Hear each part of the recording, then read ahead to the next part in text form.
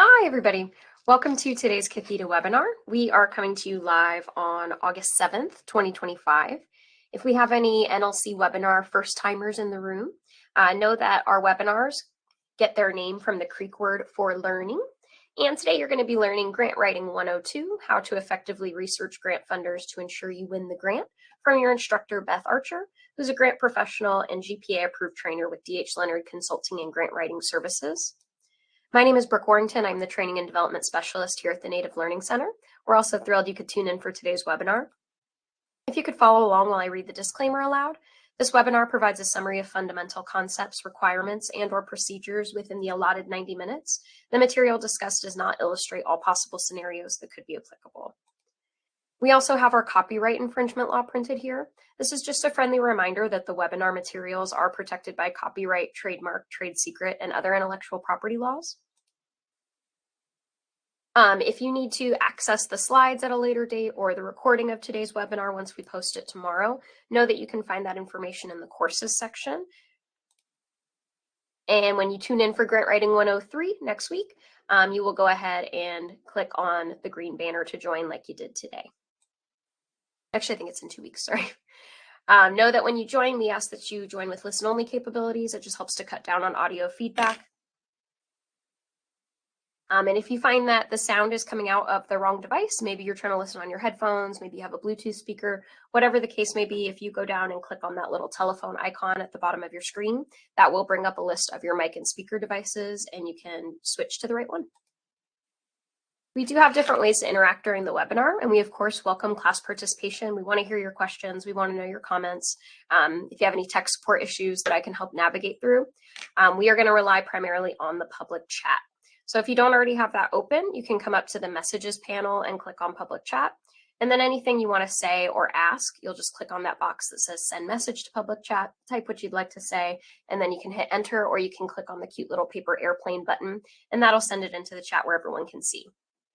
In that shared notes section, we do have a list of important links for you, but I went ahead and put a link to today's presentation slides already in the chat. We'd love if you let us know who all is in the room today. We'd like to know your name, where you're tuning in from. It's fun to see all the different tribal nations that are represented on the webinar, your work or your role in Indian country that probably led you to the webinar today, and then your tribal affiliation if you have one. You might be a tribal employee and not have tribal affiliation. That's okay too. You could also let me know if you're a group sitting together and there's more than one of you, so that there's technically multiple names.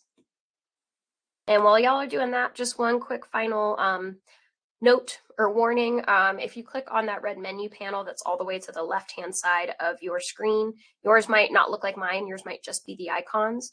Just know that it will immediately pull you out of the webinar and take you to whatever you clicked on the menu.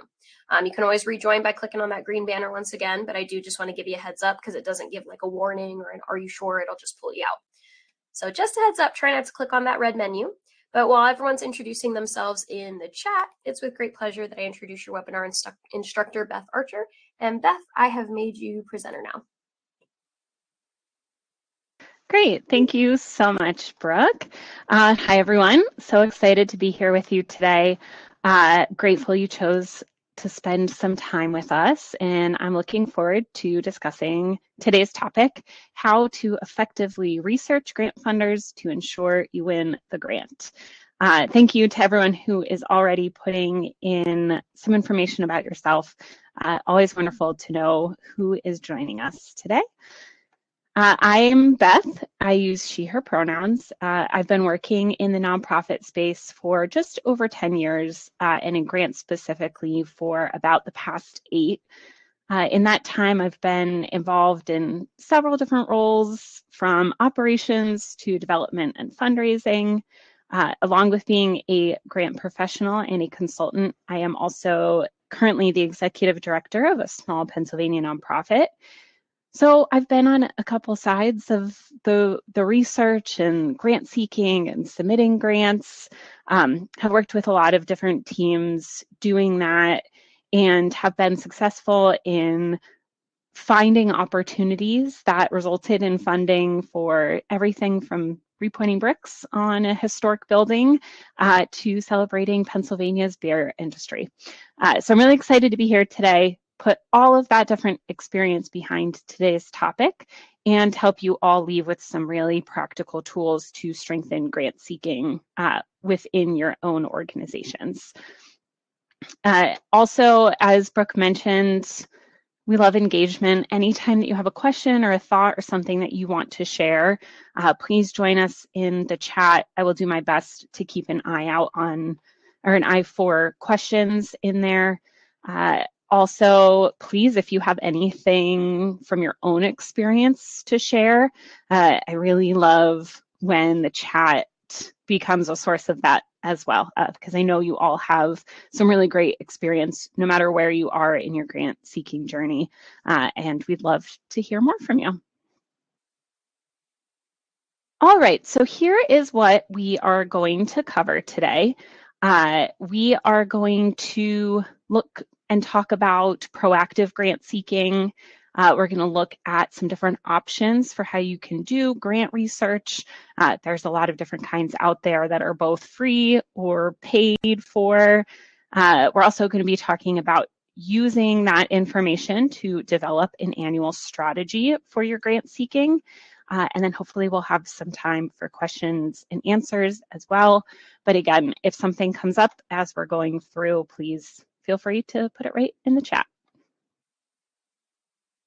Really, our goal for our time today is to learn how to use proven tools, tested strategies to really compile a lot of information and documents that are all collected during the grant research process in order to create a proactive grant seeking strategy.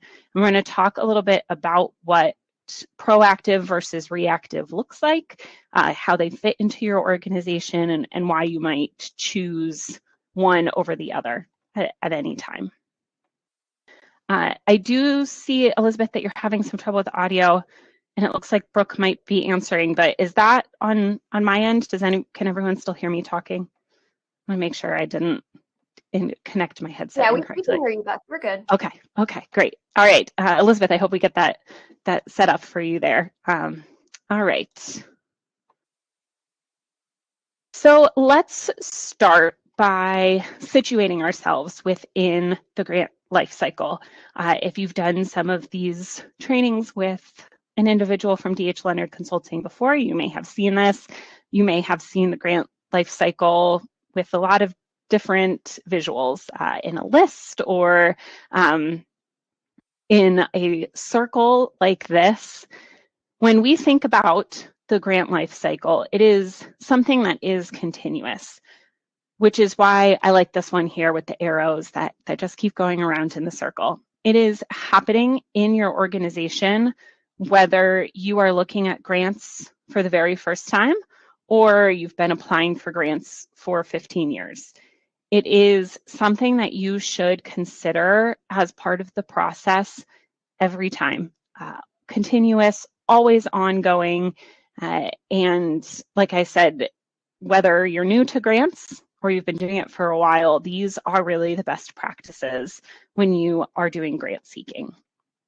So to situate us for what we're going to be talking about today, we are going to assume that you are in the research space here, that you've already completed your grant readiness. It is okay if in practice you are still figuring out grant readiness, but just to situate where our discussion fits, where research fits within this process. It begins after your organization confirms that it is grant ready. That could mean a lot of different things to a lot of different organizations, but it means that your organization has looked at its needs, has looked at what you already have in place, and you can say, yes, we need grants for this purpose, and we have the documents and the processes in place to make that happen. We're not starting by just looking for funders and looking for grants. We know that our organization is ready to submit grants, and ready to accept grants as well. If your organization has been doing grants for a while, you likely already have an idea about what grant readiness entails. But again, because it's continuously happening, you're never grant ready and then grant ready for life. So it's something you want to keep talking about. And then that's when we move into the research. We take that information that tells us we're ready to seek grant funding, and now we're going to search and see what funders are out there that have grants that align with your needs. There are all kinds of resources out there. We're going to talk about a lot of them today, about how to be proactive, the different tools that you can use. So this is where we are fitting within the grant lifecycle this afternoon. And we are going to start by looking at proactive grant seeking as opposed to reactive grant seeking. We'll go a little bit more into the reactive piece here in a moment, but when you're thinking about being proactive in your grant research, we are starting with our organization and our priorities first, not a funder's priorities first, not the information that they are putting out. We are having the meeting, or we are having the conversation with leadership or others in our organization before we begin looking for the opportunities. This gives us a shared understanding across likely a lot of different departments or a lot of different roles, a shared understanding of what the internal priorities and needs are for you and your organization. And I'd like to get a quick feel for this in the chat. How many of you are doing this in some capacity within your own organization? You can provide some details if you'd like, or you can just simply say, yes, we are doing this, or no, we aren't doing this. But to some extent, do you, with others in your organization, sit down and say, these are our priorities right now for funding? No judgment here. There's no right answer. Just trying to get a sense of how many of you are already engaged in planning for grants and in this proactive grant seeking.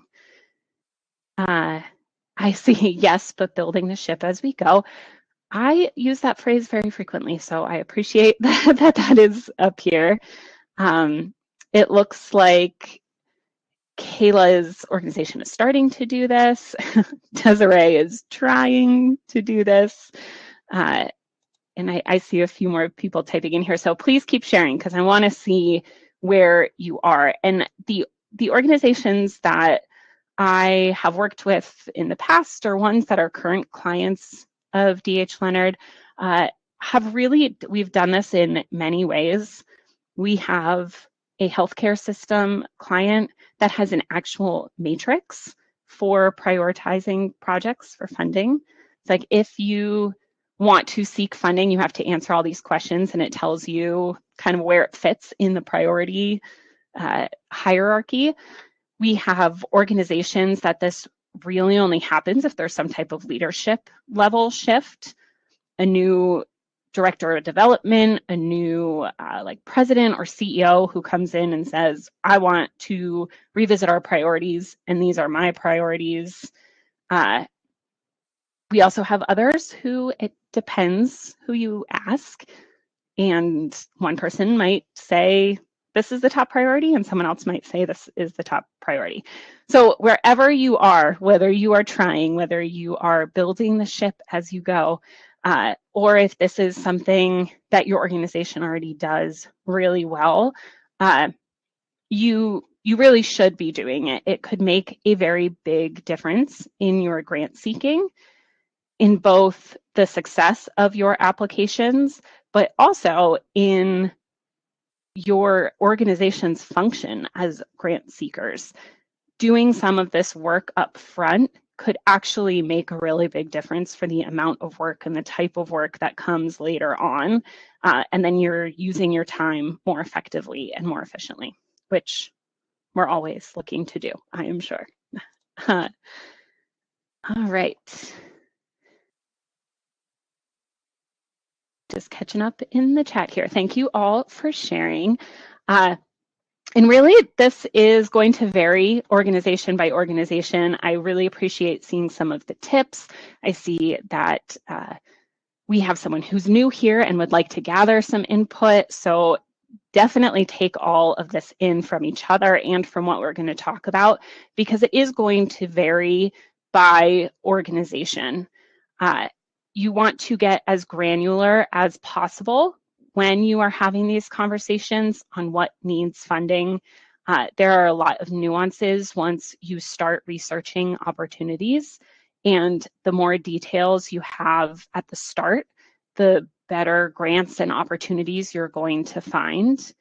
And another thing that we see often, and I'm sure you have all come across this as well, not every priority can be the top priority. We get that a lot. What is your priority for our research while we are looking for opportunities for your organization?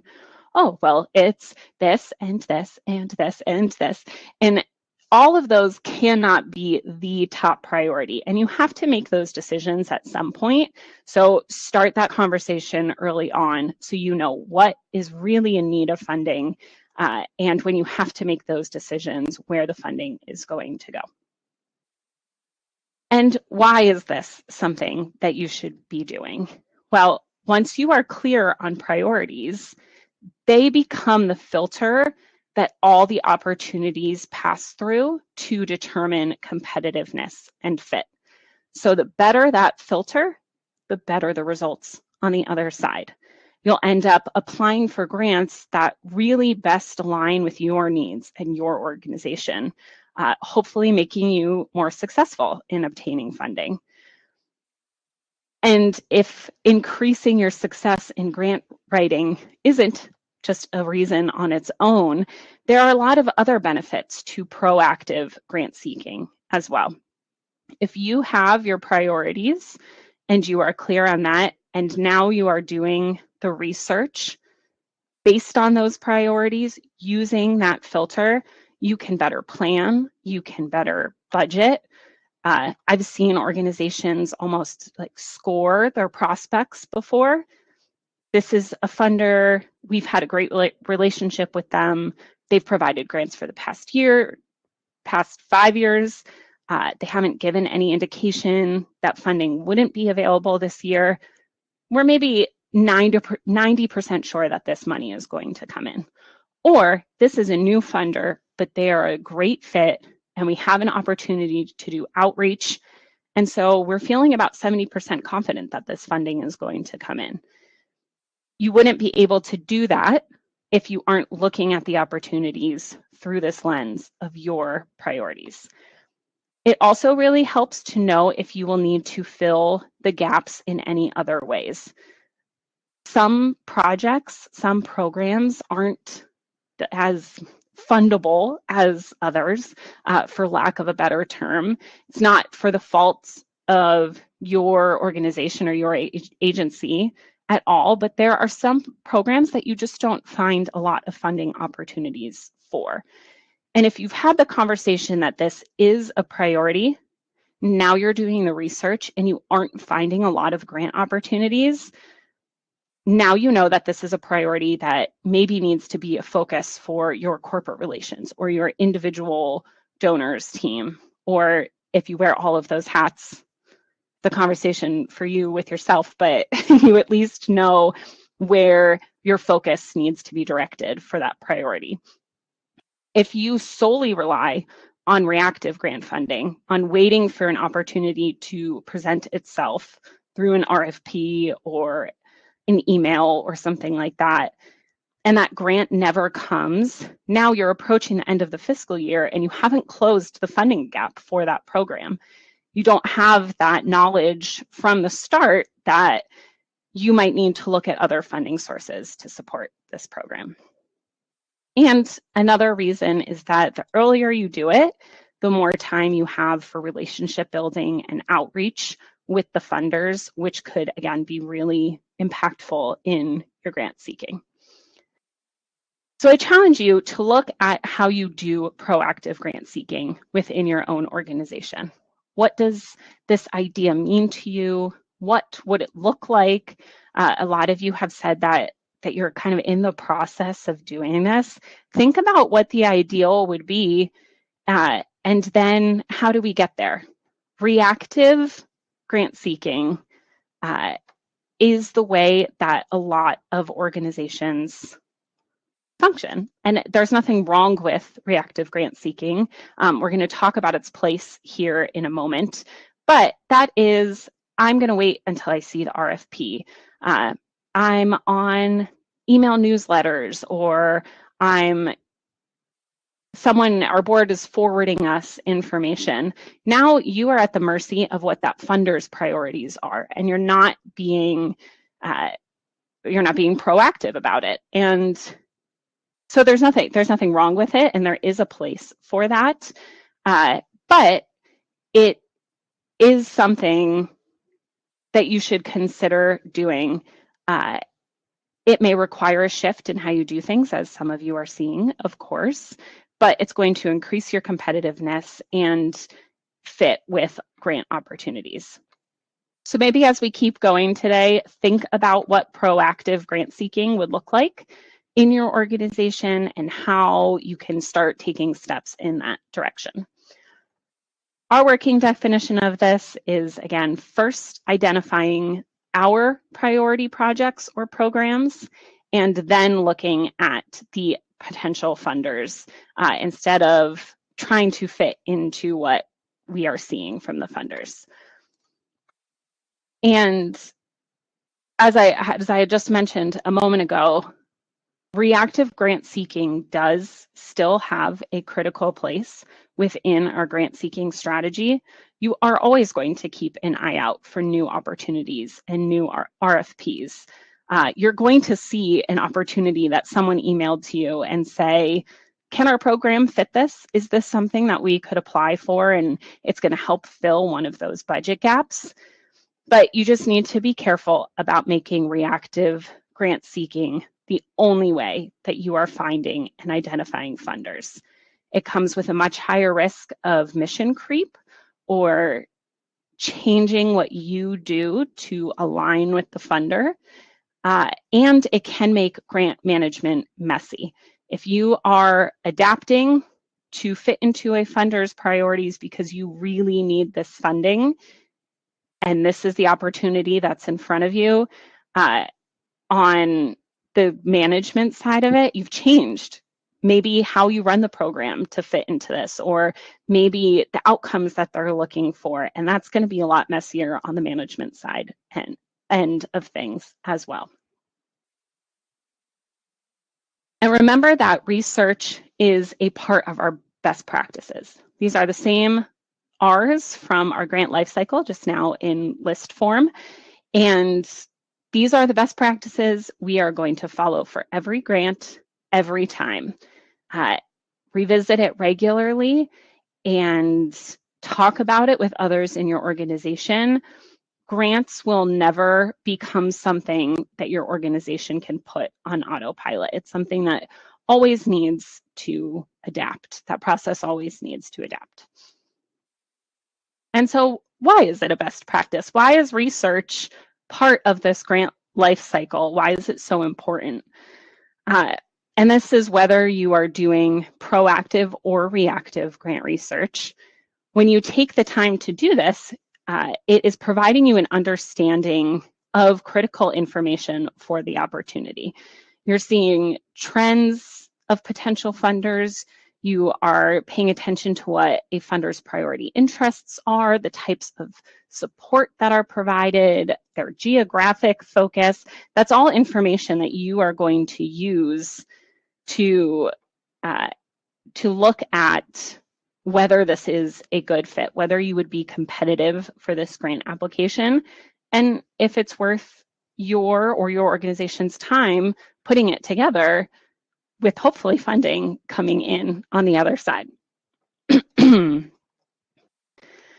We are going to talk a little bit more about tools and how we find this information in a little bit. But right now, what we are going to look at are these key points that you want to consider when you are reviewing opportunities. When you are looking at funders, you want to consider their mission, how they accept proposals. Are they unsolicited? Is it an RFP process? You're looking at the geographic restrictions, their previous grantees, average grant size. All of these things are important considerations when you are determining whether a funder is a strong fit for you or not. We don't want to just look in one place for this information. There's a lot of publicly available information on funders, whether we're using something like a grant seeking tool like Instrumental, or we're just going to their website. Wherever we can find information, as much of these key points as you can answer about the funder, the better you can determine the fit here. Because really, the goal is about finding the right funders for you. Not all funders are going to be the perfect fit. In fact, many are not. There are a lot, if you've done any research, there are a lot of grants out there, and you should be very selective. Grants take time to put together. They take your time if you're the one writing the grant. They will probably take your program staff time, who is providing information, or your finance, who's providing information. And then there's reporting and there's outreach. So you really want to make sure that when you say yes to an opportunity, it is really a strong yes. And this seems like a lot to do on the front end, but there's a reason that this is in the part of the grant life cycle that it is. If you do research well, it is never wasted time. You will waste a lot more time putting together an application where you are not a fit for the funder than you will taking some time on the front end to find the right funder. And again, that goes back to trying to implement this into your organization, into how you're working now, and that's a strong argument for it. This is when you should be taking the time so that you can focus on just the right funders, on just the right applications. So we're going to go through each of these key pieces and dig in a little bit more into what we really mean by looking for this information. So we want to start by looking at the funder's mission. What is their mission? Does it align with yours? Depending on the information you find, this might be in the foundation's mission statement. On different research tools, like the screenshot that we have here, it may look like what is noted under the field of interest, or the priority area, or the focus area. You want to apply for funders who care about the same things that you do, because that's the ideal partnership that we are looking for. They have something to bring to the table, you have something to bring to the table, and together you're going to make a tangible impact on something that matters to you and to those that you serve. You can read, again, depending on the information that's available, read the history of the foundation, determine what it is that they care about and why they care about it. And again, try to avoid mission creep. If you are looking at an opportunity and you say, that doesn't really align with what we do, but they do fund our kinds of activities, and it is an opportunity that's available right now. If the mission doesn't align, you might want to pause and see if it really is the fit, the strong fit that you think it is, and if it's really a good idea for your organization to pursue that. The next thing we're asking ourselves as we are doing the research is, how are proposals accepted? You'll often find funders who do not accept unsolicited proposals, which means you can't just send them a request or apply through their process. You have to have some type of existing relationship or be invited by the funder to apply. So this is obviously something that you want to determine when you are doing your research. They might be an incredible fit, but you need to be invited, or you need to have a connection with the funder. If you figure this out early on and you see this in proactive grant seeking versus reactive, once it's there and there's a deadline in 3 weeks, it's hard to do any type of research or any type of outreach to them. If this is something that you know is upcoming, it's something that you can plan for, you can focus instead early on forming and building a relationship. Then maybe you can get that invitation. Maybe you can share the board list with people in your organization and say, are there any connections here? Can someone make an introduction for us? We just saw a funder recently who you do need to be invited to apply, but when it's not the middle of their application timeline, like from when it opens to when it closes, which is very short, when it's not within that time frame, they want you to reach out. Give them an introduction, talk to them, because they want to make sure that they are inviting the right organizations, but they just don't leave that grant process open to whoever wants to submit an application. So find this out early on. Or you may find that they accept unsolicited proposals, but they only do it through an RFP process, and that RFP is only open in September. Get that on your calendar now, so it's not a surprise, and you can plan for it when you are looking at your year. And again, depending on what information is available on the funder, you may get more details. There might be a lot of information, like I just shared about that one funder. That was all from their website.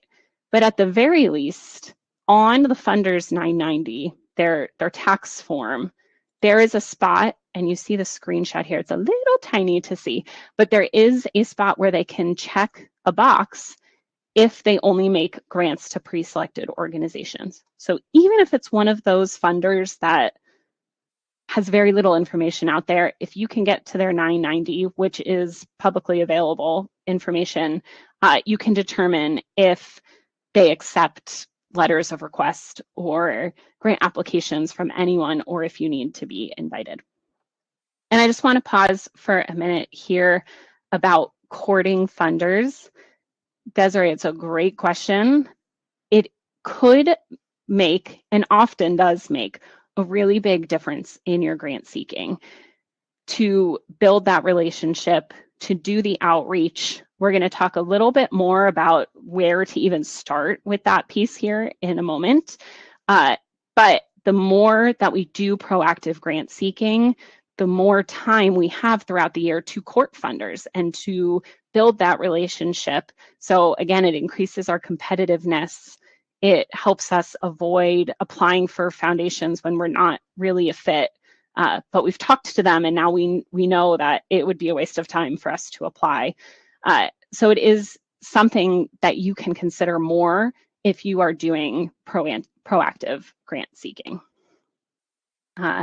Yes, and it's a good point, Kayla, too, that this is especially true if it's an agency with a lot of competition. It should come as no surprise to people who are working in grants at the moment. This has become a very competitive area.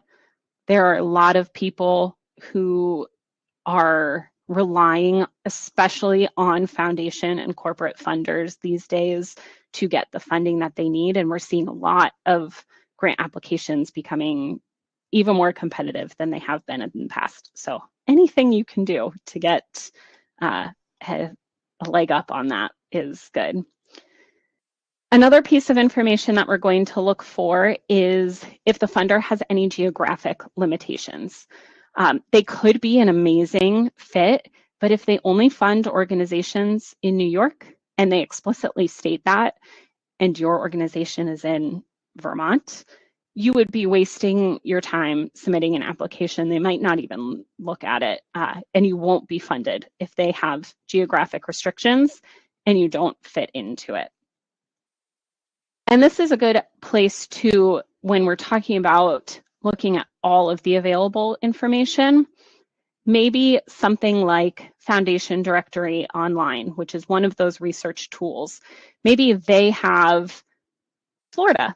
They've given to Florida before, and you see a map and Florida is highlighted and you know they've given grants there before. But when you look on their website, if they have one and they have some more information, you might find out that they only fund specific counties in Florida or only in southern Florida. And then they really aren't a fit for you if you are in a different part of the state or in outside of one of those counties. This could really affect your competitiveness and your likelihood of being funded. When it is available, you should also look at previous grantees. You can find a lot of information here, like, are they only funding giant organizations with budgets that are 3 times the size of mine? Or are they all legal aid organizations? And I'm not a legal aid organization, though I do provide some of those services. Or do you see some organizations on there that are very similar to yours? You might recognize some names of other programs in your area, or at least that you know do typical or similar work to yours. And if you see that they've been funded, then you know that you would probably be competitive in this process. We also had a client recently. This funder looked like a perfect fit. And I like how this fits in here. This is in no particular order. If you find the geographic focus first or second, it doesn't matter. We're just considering all 7 of these pieces. But this fits into how we're talking about it in order today. We found a funder. They looked like a perfect fit. And on all of their information, they did say that New York was included in their geographic focus. But then when you looked at their previous grantees, back at least 5 years, maybe even more, they have not funded a single organization outside of Florida in all of that time. And in fact, it was a lot of the same organizations that they funded year over year. So it doesn't mean an automatic no. Their guidelines do say that they fund organizations in New York. They wouldn't say that if they would never give a grant there. But we did pause. It wasn't the perfect fit that we thought it was. And we recommended outreach instead of just applying to the funder to see if they had any more insight on how likely it would be to be funded as an organization in New York. All the other boxes were checked, but doing just this little bit extra and looking at the previous grantees showed us how we might want to talk with them first before we go through doing this whole application. Another thing you want to look for is, what is the average size of the grant? If your organization needs funding for a major project, I think I saw something about infrastructure. Yes, infrastructure grants, that's not going to be a small budget. So are the average grant sizes for this funder $1,000? Because maybe that isn't worth the capacity to submit a request. Maybe it is. Maybe that does help fund a specific piece of your budget. But you want to make sure you have that information so that if you are spending the time, you know it's going to make a real dent in the overall needs of your project. On the other hand, some funders have minimum budgets, and maybe that minimum budget is beyond the total cost of your program. Maybe you have a small program, like at the organization that I work for, PA Eats. Our one program we're a small nonprofit. A lot of our budgets are small. If we came across a funder where the minimum request amount was $100,000, we would not be able to use all of that. We don't have the staff to be able to use $100,000 of funding for that program. So that is something that you need to consider when you're looking at grants as well. And this will look different ways depending on where you are. Some funders have grant ranges listed right on their website, typical ranges, or don't request more than 40,000. But you can also look at the previous grantees, and if they include amounts there, you can get a better sense of how much they're awarding, to what kinds of programs are they awarding the bigger grants, and you can get some more information there.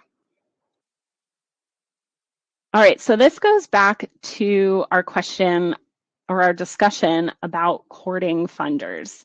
I think this is one of the most important things when you're doing research, because you want to reach out and talk to funders as often as you can before applying.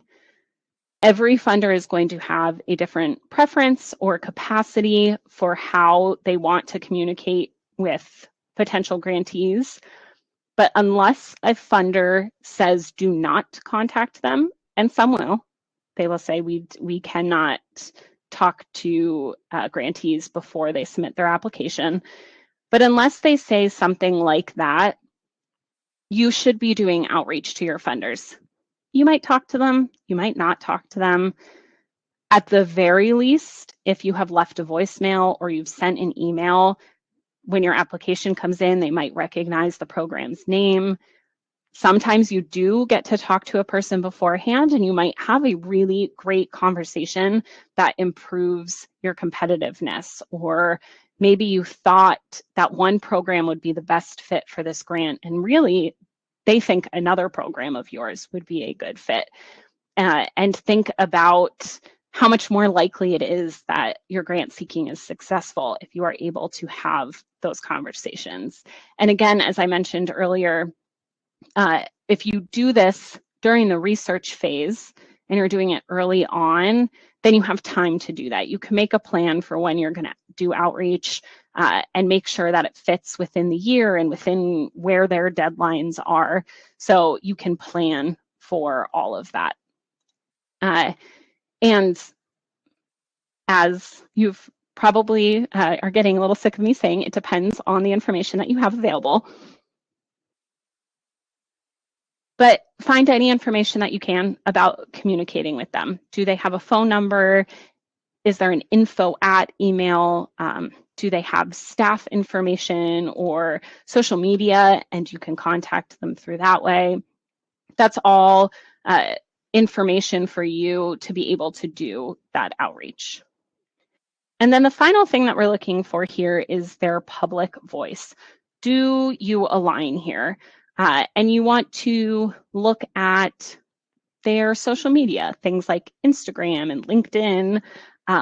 Look at if they have a YouTube channel or if they have blogs. A lot of funders write blogs or different articles on their website, or include them on their website, or share them on their social media. We have had clients who have said no to grant opportunities for this reason.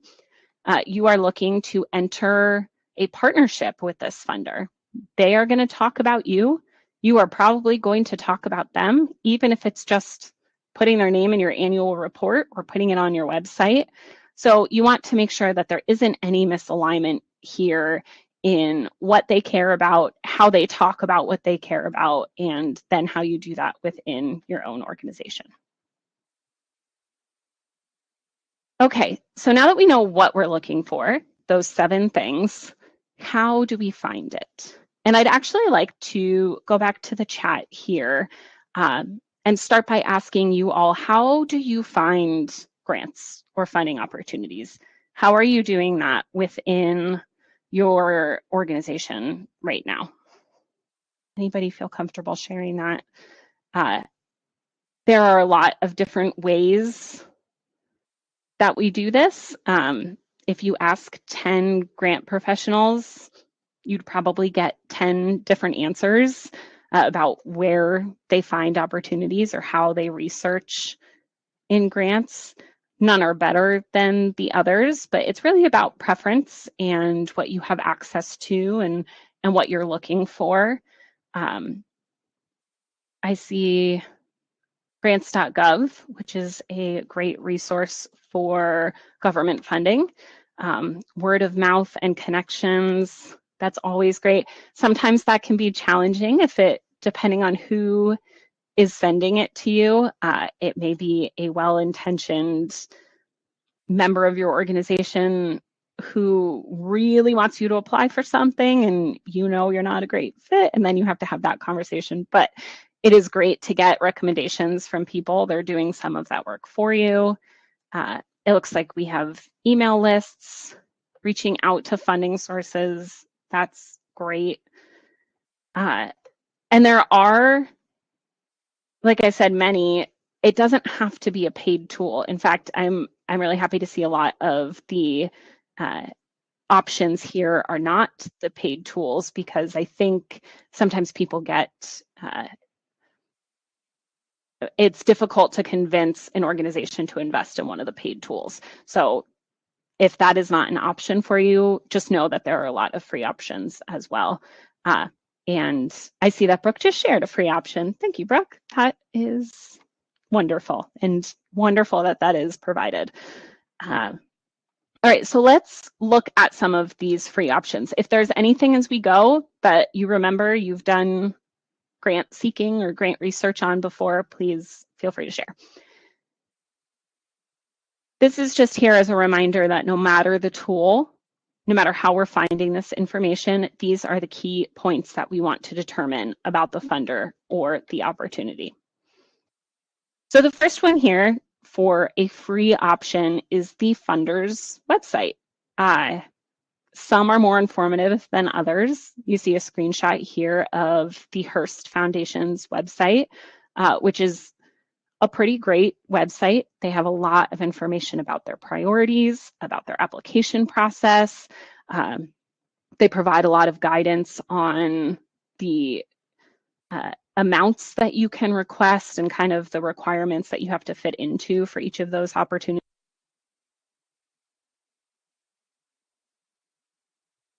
But some foundations or some funders don't have any website, and that's okay too.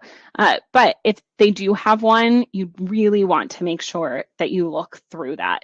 It's usually the most up-to-date information. It's an invaluable tool. It's how they are presenting their information to the public, and so you can bet that that's probably where you're going to get a lot of the information that you need. It can also be more clear than a research tool. If you're using something like Foundation Directory Online or Instrumental, they have their own structure, which is fantastic because then it's really easy to find the information.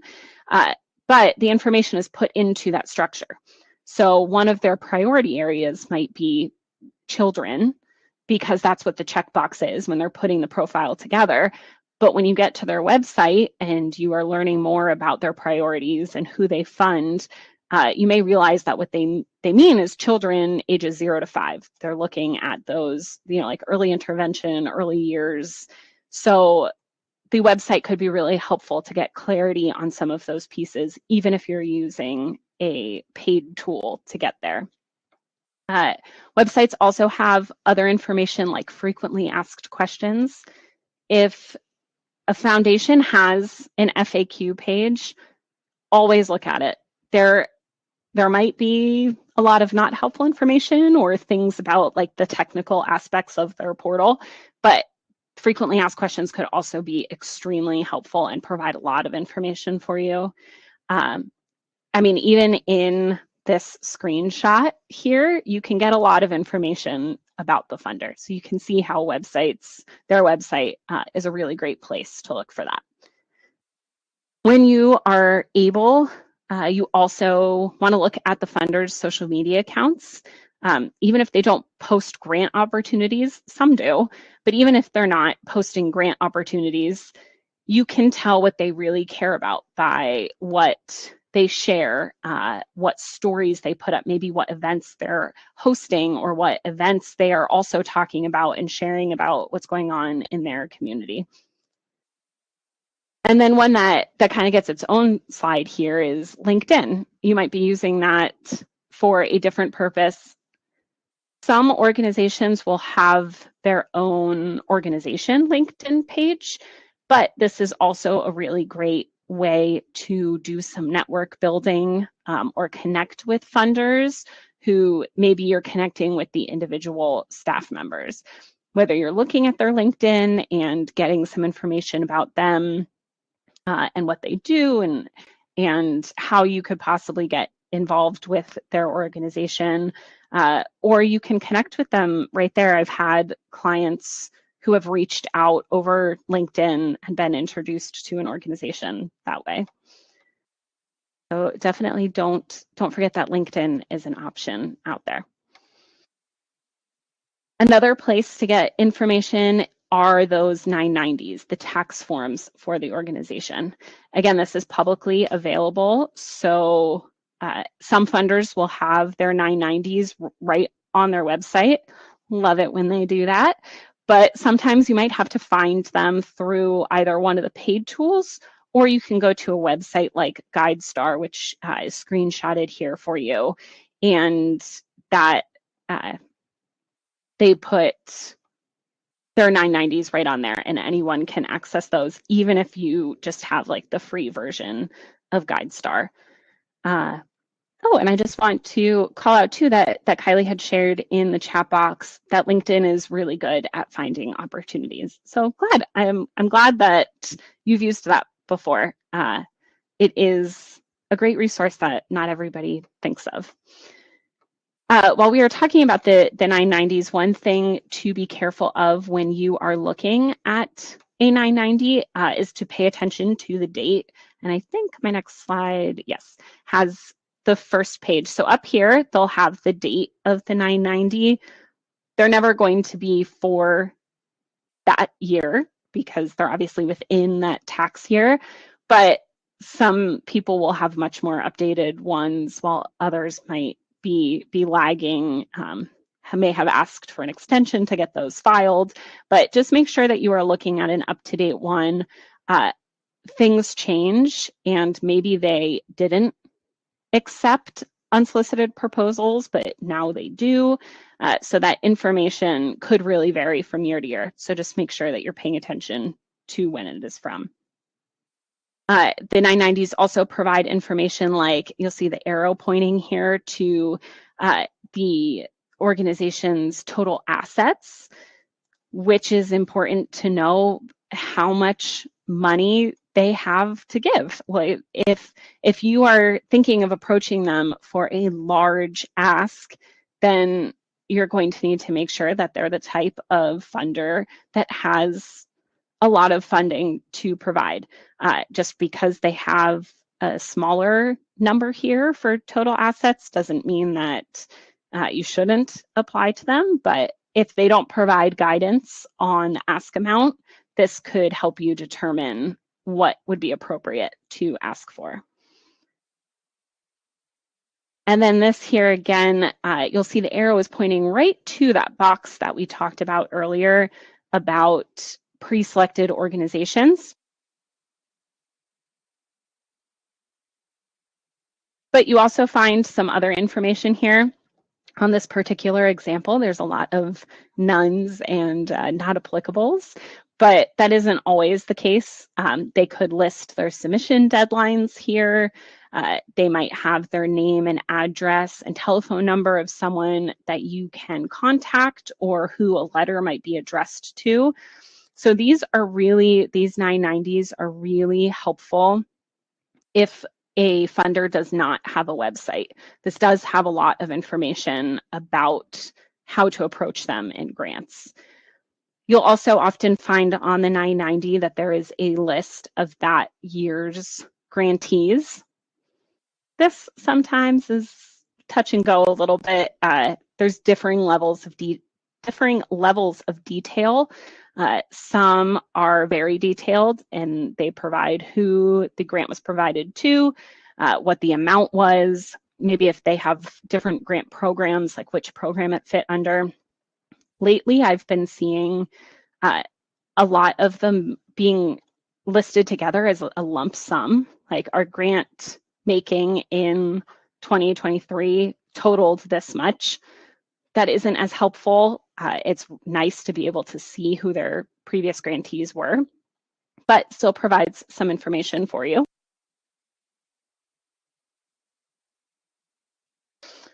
And so there's a lot that you can find with the 990s. We actually just had this happen within our team.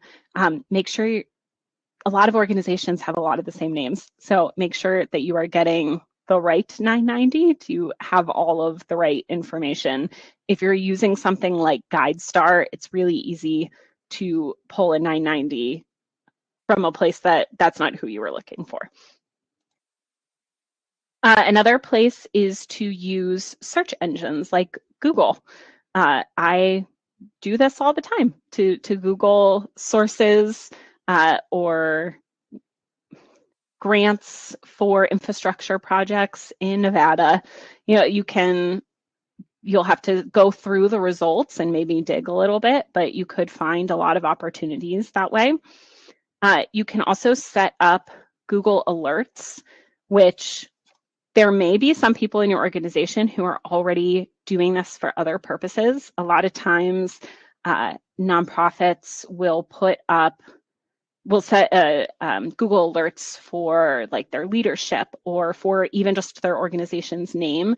So anytime it's mentioned somewhere, you're notified that you were talked about in a place. But you can use these to look for funding opportunities as well. It's a free service. It sends you email notifications when it finds new content that matches keywords or search terms that you specify. You can do that by keywords or phrases, but you can even set up alerts for specific websites. So maybe you have been following this funder and you are waiting for their RFP to be released. You can set up a Google alert so that when their website changes, it emails you. We do this a lot for specific state programs. If we know that one opens at this time of year or it's been talked about and we know that it's coming up and we know that it's going to be a really short turnaround for the deadline, we will set a Google alert. So as soon as that RFP is released, it comes into our inbox and we know that the opportunity is there. But if you're doing this to cast a wider net, you can do the same thing just with keywords instead. So now we're going to look at some paid grant seeking tools. So these are ones that do require a subscription. Here you'll see on the screen some of the most common. We don't really endorse any specific one. I've used all of these in some capacity at some point, and they pretty much all have their pros and cons. It's really about what you need, what you're comfortable using, and what you have access to, especially if it's a paid option. So for example, with Foundation Directory Online, I find that that's a great one if you want to search keywords or locations. You can set up a search criteria that is, like capital funding, and for the location, any organization that has made grants in Pennsylvania.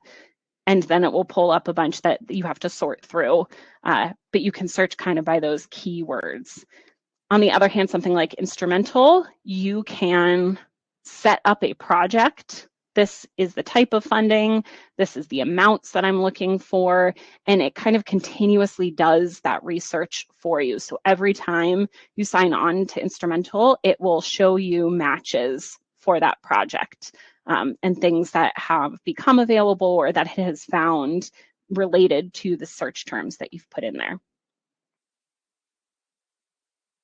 You also want to consider what type of funding you are looking for. I saw that many of you use grants.gov. Some of these are not as friendly with government sources. Some of them are better than others when it comes to corporate opportunities, whether it's a like corporate foundation or just a general like corporate responsibility program. So make sure that you are also considering that if you are looking into using a type of tool. Again, some of them do a better job at pulling different kinds than others. And actually, one place that we noticed recently hasn't been reliably coming up. So it is a place that it's free and you can just go there, are bank funds. So something like Wells Fargo, who manages a bunch of different like donor advised funds. If you put it into something like GrantStation, if you put in some keywords, sometimes it doesn't pull it because it lumps Wells Fargo giving as a whole thing. And it's not a foundation that's connected to the corporation. It's all these individual funds that have all different types of individual priorities. So Wells Fargo and Bank of America have their own pages for their donor advised funds and for those opportunities. And so you should make that part of what you do too, because you can go into that page and then search by keyword, and it might pull some things up that don't get pulled up in a tool like GrantStation. Once again, a reminder that these tools are helping us gather information for these 7 key points. Oh, and we have Kylie saying that she does also use bank funds. Yes, there are some here too that do both, and they might have their own corporate foundation, or they might have different funds that they organize. So definitely look into bank websites. While we're talking about proactively going to websites, look at bank websites and see what might be available through there. One thing to note about the paid tools, and before we look at a couple of them more closely, it is possible to explore some of these before committing to anything financially. I know that it could be difficult to fund, maybe a hard sell for leadership, but you also want to make sure you're going to use it and it's something that is giving you the information that you want. So you can explore them for free and really gauge what is the best fit or what might lead to the best opportunities for your organization. A lot of them have free demos or trials. You can also look into database partnerships. So I will actually share a website on the next page where Foundation Directory Online specifically works with a lot of community organizations or libraries or universities. And you can go to the library and use their Foundation Directory Online, and then you don't have to pay for it. And you do have to go somewhere else, but you have full access to it as if you were paying for it. Different professional associations have some discounts. As part of the Grant Professionals Association, we have access to GrantStation. You can also look at 1-month trials of like the highest subscription level. Might not be something that you're going to be able to fund, but you can determine if it's really even worth it or not to bring that up or to start those discussions. There's also, with the database partnerships, there are certain community organizations that have a big subscription to one of those tools, and you can go to their location and use them. And a lot of times that comes with support as well.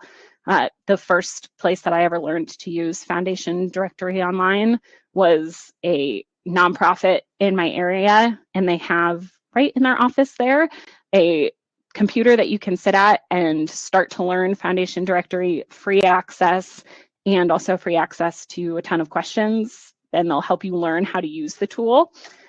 So consider looking into that maybe, or talking to other organizations in your community and see if there's anyone who does that.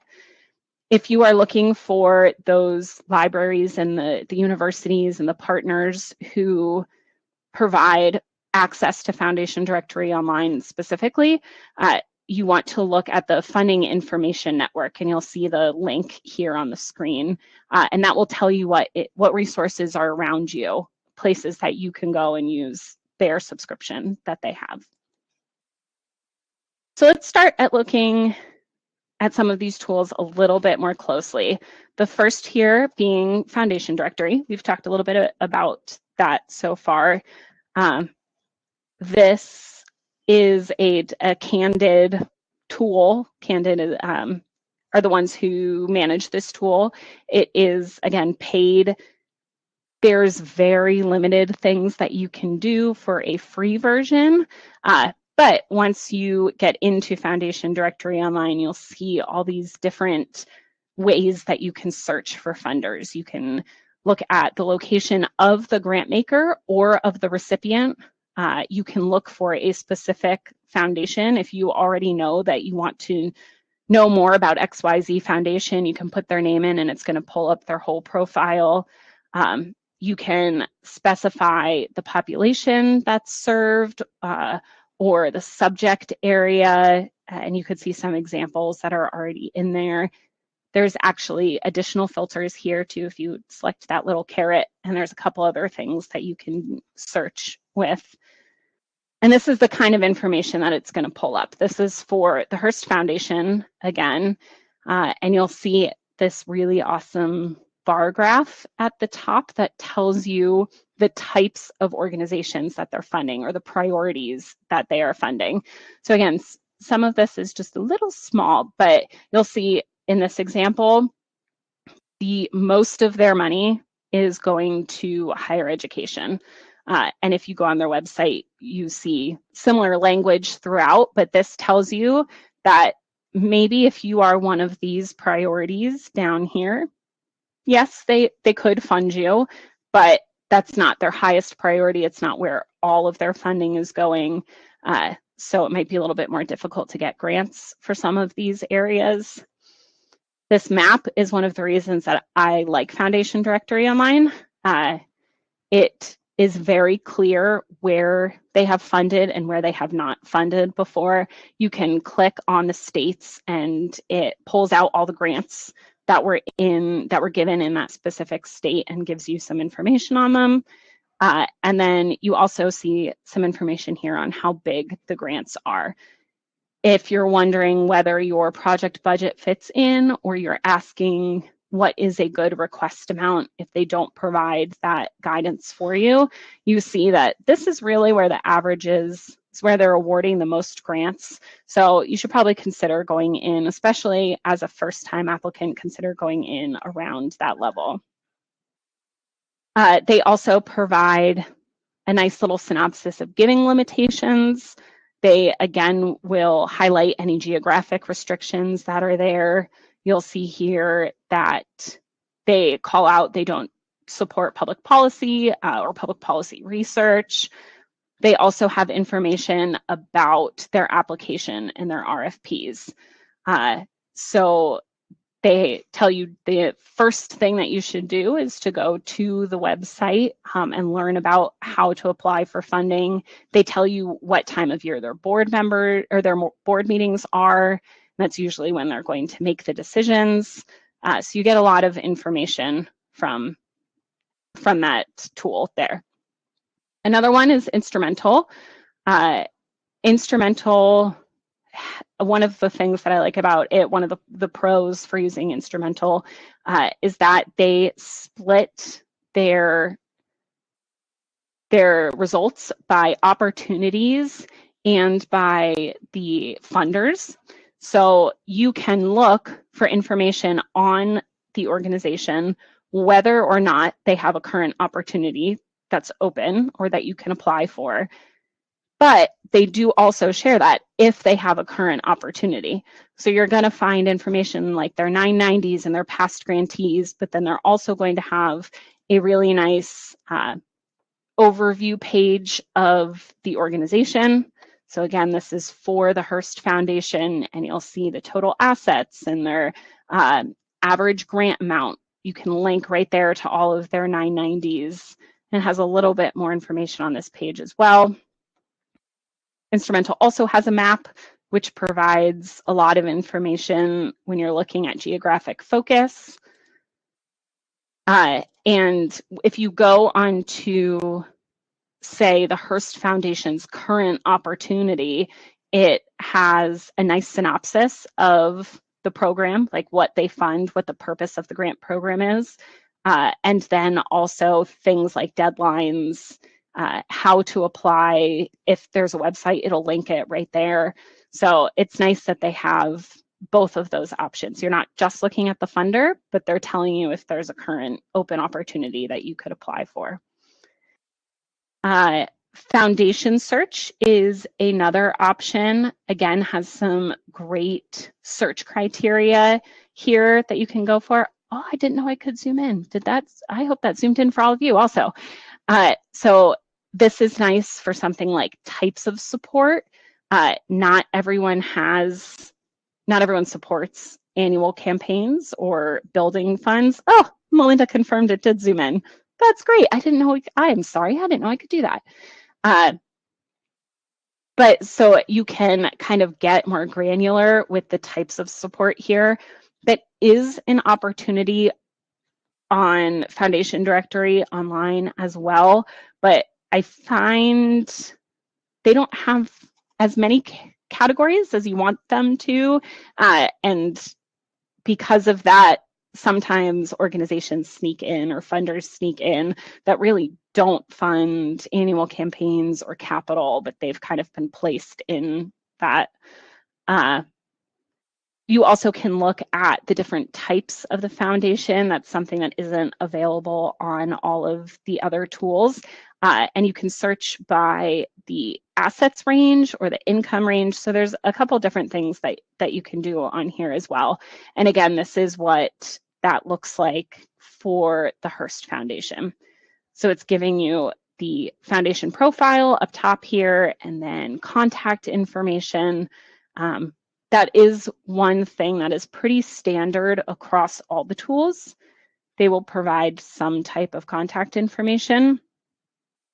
If you have access to more than one tool, if you have another organization where you can say, hey, can you look at this funder really quickly? They all have contact information, but they don't all always have the same contact information. And occasionally it is hard to find the right person at an organization. So if you can find a couple different numbers or a couple different emails, you might have a better shot in being successful with that outreach. And then here is GrantStation. This is one that I became familiar with recently and really like. It lets you search by keywords, it lets you search by geography, and similar to Foundation Directory Online and Instrumental, it's going to give you their 990s and their list of past grantees. This is also really great if you're considering a lot of different types of funders. They let you search within these different categories. So you can look for just United States-based charitable foundations. You can look for federal opportunities or state government opportunities, or Canadian opportunities. This is a great tool if your reach is across a lot of different geography, or if you're looking for some of those federal or state opportunities as well. This is one of them that if you are a member of the Grant Professionals Association, this is part of your membership. Otherwise, it is, just like the others, a paid tool.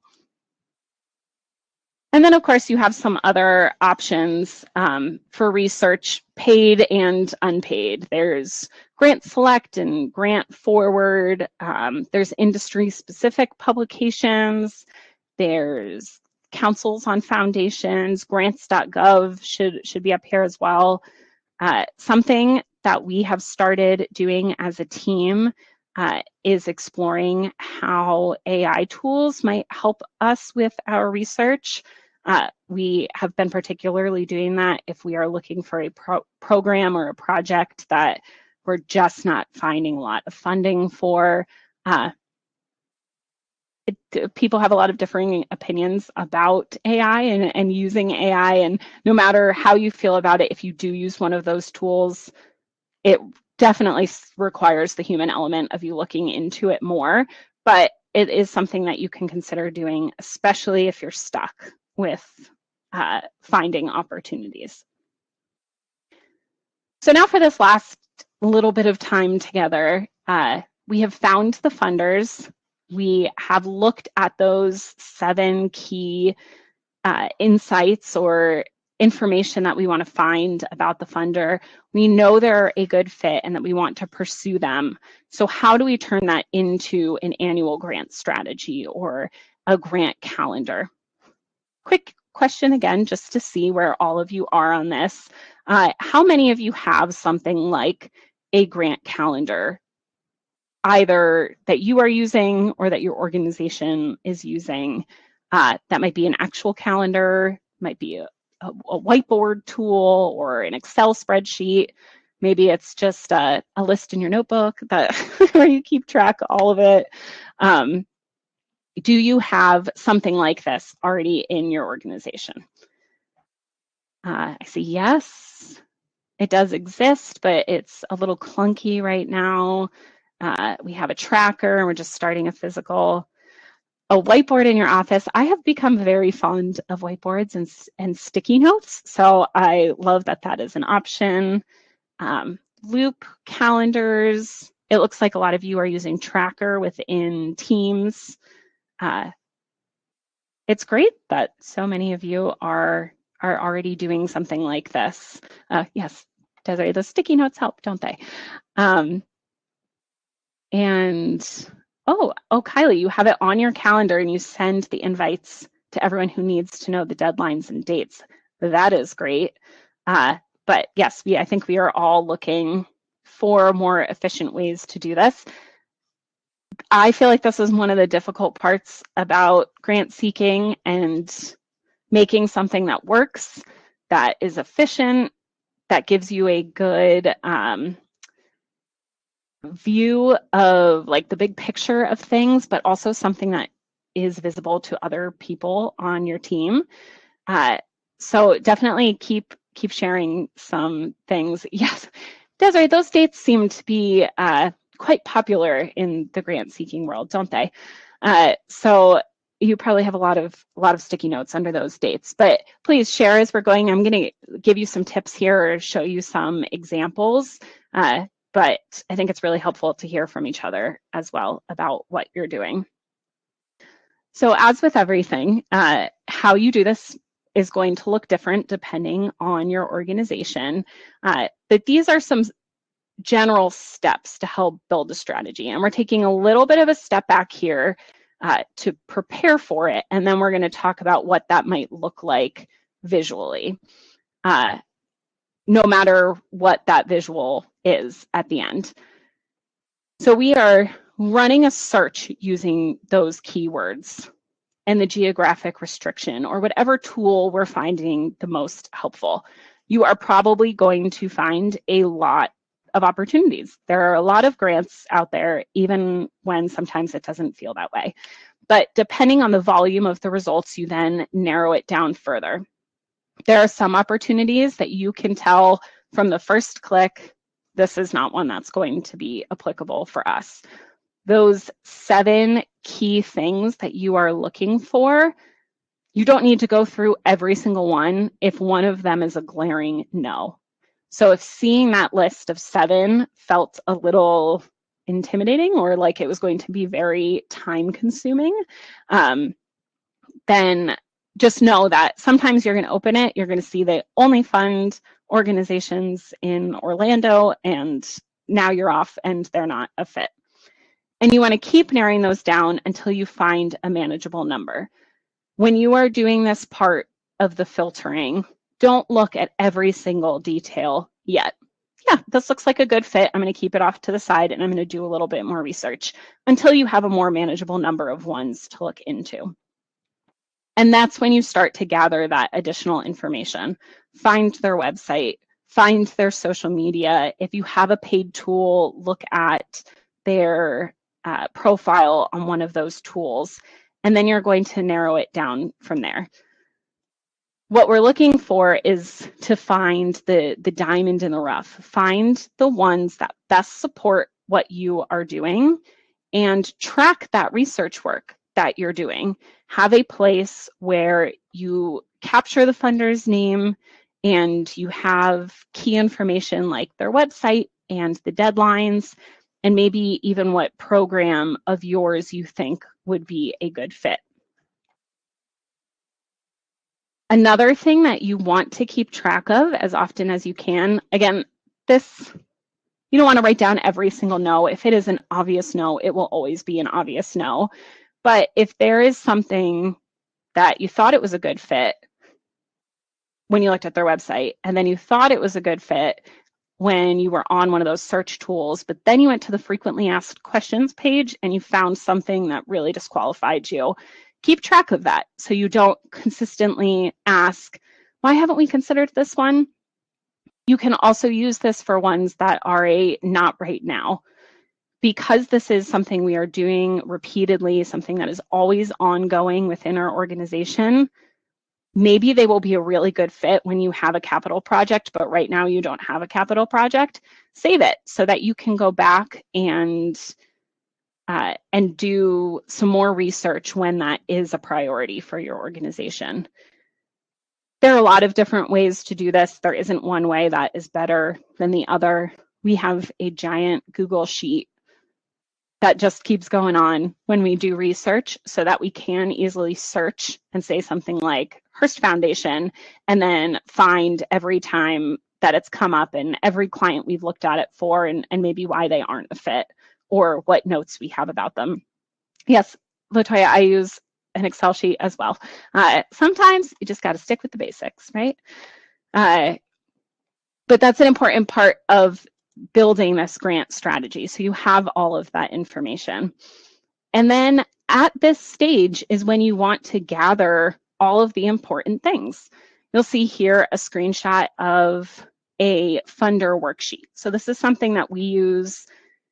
And then you have a nice, easy summary page where you're looking at the funder's name, their website, their deadlines. It has all the key information on it.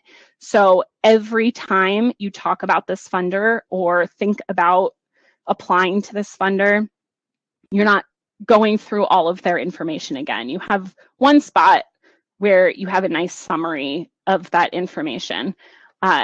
Another thing that we will do right from this point is pull lists of their board members or their staff.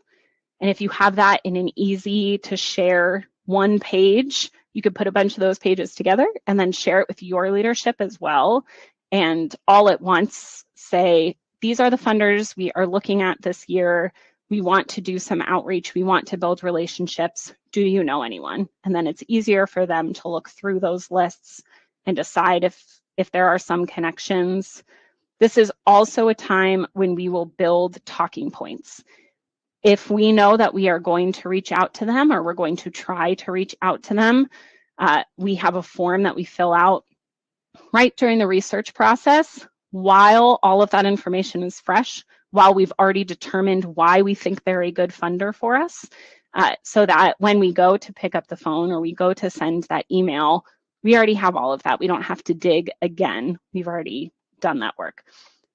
Obviously, if it is a no funder, like it's a definite no, we're not going to do all of this every time. Don't create folders and summary sheets for something that you're never going to revisit.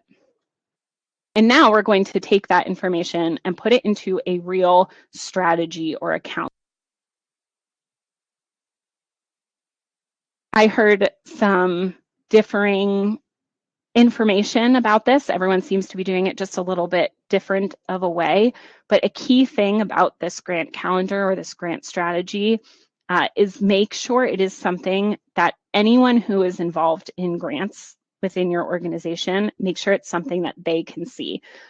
Even if that means, Desiree, that they can come into your office and look at the wall and see the whiteboard, that's certainly visual. Or if it's something, maybe you're more remote based and it's something that you want to be able to share with others, But if someone in your organization is going to support the grant application or several grant applications, they should know when those opportunities are coming up over the course of the year. We can't anticipate every single one. We certainly cannot plan out too far. I saw some conversation about sometimes 12-month is a little too far out. So do that within reason, but as much as you can, if you know that it is a deadline, if you know that you are applying, make sure that is something that is visible early on so that everyone else can plan that into their time as well. It can be used in many ways beyond just having a nice visual of when things are coming up. You can use it to plan for capacity and workload. You can, again, use it strategically and talk about what your priorities are. And if you need funding for something in September, but all of the opportunities you found for it are in the first quarter of the next year, then you need to strategize about how you're going to shift some of your funding or what other opportunities you're going to look into. There's a lot that you can do with this. And you'll see in this example here, it shouldn't just be applications. It should be outreach as well, or other large considerations. Something that we just added to our own internal is a big block that highlights the turnover of the fiscal year. It's not the fiscal year for every one of our clients, but it is the change of the fiscal year for many of our clients and some of our biggest ones. And this is a few years in a row now that we've been like, why is everything so late at this time? We're submitting applications the day before or a couple hours before, and realized that finance is quite busy at the turn of the fiscal year. Leadership is quite busy at that time, and we weren't pre-planning for that. We weren't considering that as part of our whole year grant strategy. So now it's there, and we know next year we're going to look out a little bit sooner so we aren't running into any of those challenges. If it is something that is an important part of the process, something that should be considered, it should be on your grant calendar. And this is one example of how you could do this with your team. These are our stickies. They're right here for us. This is a virtual whiteboard tool that you can do this on, but you would take it, put up your months, however comfortable you are, however far out you're comfortable going, and start putting on the firm deadlines.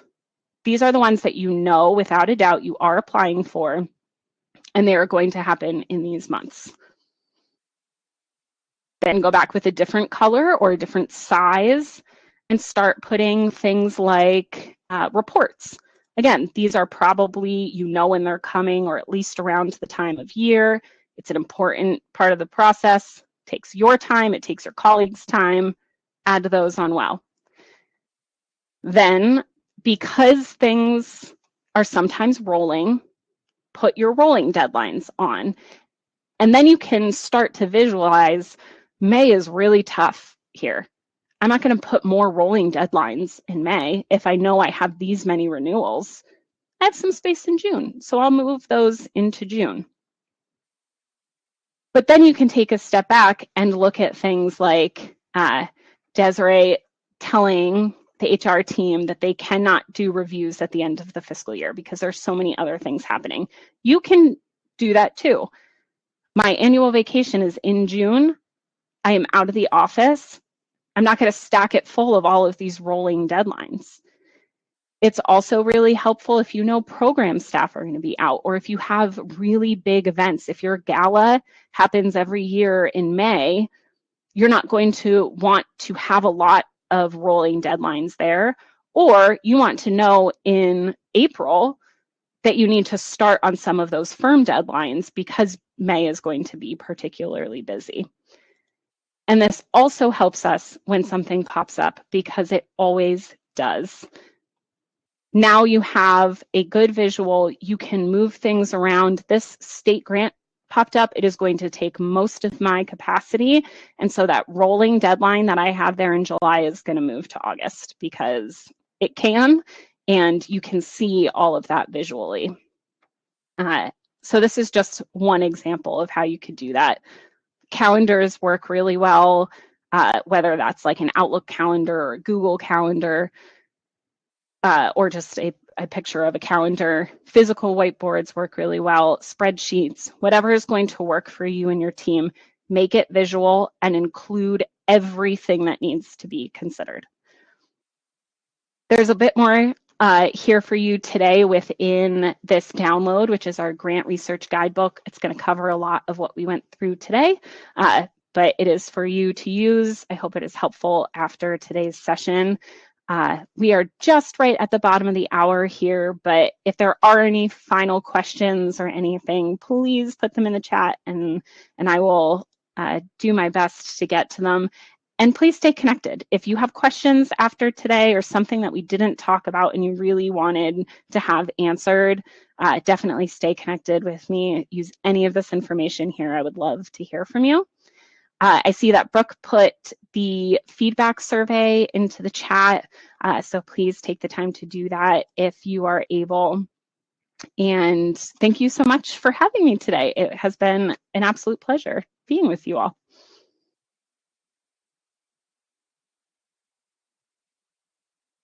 Thank you so much for that incredible presentation, Beth. As Beth said, I shared the link for today's webinar feedback survey in the chat, and there's also a link to the grant research guidebook that she was showing on that last slide just above that. If y'all don't mind taking in a minute or two to complete the feedback survey. It's anonymous, so you don't have to worry about your name or your email being connected to it. It just helps us at the Native Learning Center know what's working and what we can improve upon, and we do share the feedback with our instructors as well. We hope you can join us for the next webinar. We actually just scheduled this one, and this is going to be all about how to use the Tribal Funding Registry. That's that free grant-seeking resource that I had mentioned in the chat before. This is going to be on August 19th, same times as always, so 2 p.m. Eastern, 1 p.m. Central, 12 p.m. Mountain, 11 a.m. Pacific, or 10 a.m. Alaska. You can access this as well as our other recorded webinars on our YouTube channel. We have a playlist called the Catheda Webinar Archive. It goes back about 2 years, and then we also post the recordings here on the learning platform as well. We hope you can check out our other upcoming training events. We post about them to our various social media. We're on Facebook, Instagram, LinkedIn, and Twitter. And if there are any podcast fans in the webinar, we do have an in-house produced podcast, the Hopathanga Native American podcast. And you can listen to that wherever you listen to your podcasts. Or if you like watching the videos where we interview our guests, we post that to our YouTube channel as well. But otherwise, that is all we have for you today, folks. Thank you so much for tuning in to Grant Writing 102. And thank you, Beth, so much for your instructing and valuable presentation. I'm going to go ahead and turn the recording off now. But I'm going to leave